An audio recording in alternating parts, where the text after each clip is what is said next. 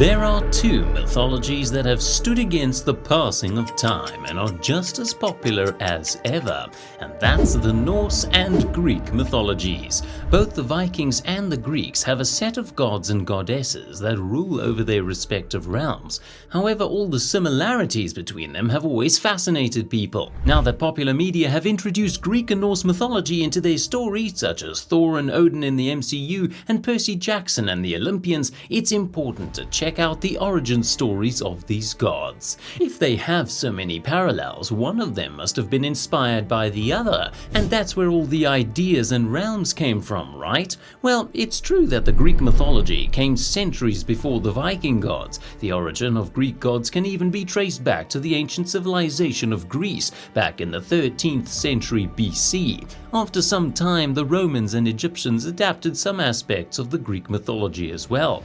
On the other hand, the Norse mythology only began to form during the Viking Age, and this was around the 8th to 11th century CE. Since the Vikings were known for their explorations of Europe, their realm began to expand and left an everlasting mark on our history.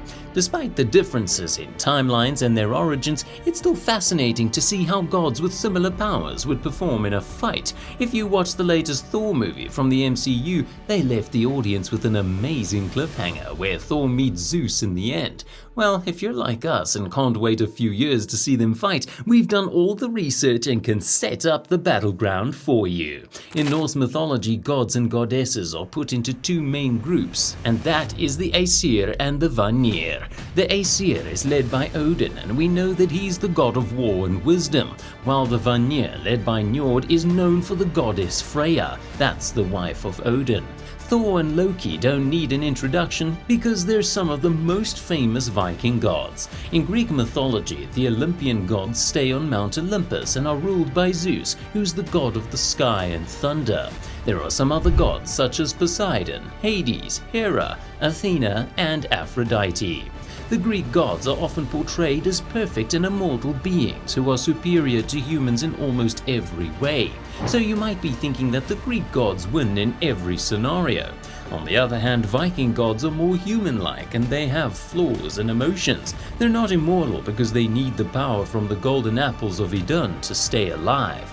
So if immortals are fighting against warriors, it's pretty clear that they would win, because Zeus, Poseidon and Hades are quite powerful. But you can't underestimate Viking gods, because they're the undergods. Let's see how Odin can defeat Zeus within the blink of an eye. We all know Zeus, who's the ruler of the Greek pantheon, and he shares some similarities with the Viking god Odin, who's the All-Father and chief of the Aesir. Both Zeus and Odin are considered the most powerful gods in their own mythologies, and are both gods of the sky and wisdom. Other than their powers, Zeus and Odin have dealt with the same type of things. For instance, Zeus fought with Cronus and rescued the other gods and humanity, while Odin fought with Ragnarok to free everyone. Zeus is somewhat of an arrogant god and does many things for his own sake. On the other hand, Odin is a god of wisdom, war, prophecy, and many more things, which makes him the winner of this round. So you can say that Odin could win due to his personality. Now, if Odin's son Thor was to fight his Greek counterpart Ares, it would be an interesting battle. Although Ares is also considered the ruler of lightning, Thor is far too physically strong and could easily win. So as you can see, even being immortal doesn't save you from a fair fight. We've been putting all the heroic gods in battle, but what about the villains? Loki and Hades are both considered negative and are separated from their families. Loki was banished by his brother Thor, while Hades was also sent to hell by his brother Zeus. All the other gods were given places in the world, but he was the only one sent to the underworld. Both Loki and Hades have a lot in common. One is the god of mischief, and on the other hand, Hades is the Greek god who lives in and controls hell. Loki is obviously cleverer than Hades. Hades just knows how to punish people with their sins. A fight between them will not be an easy win, because Hades has certain evil powers and is capable of destroying anything.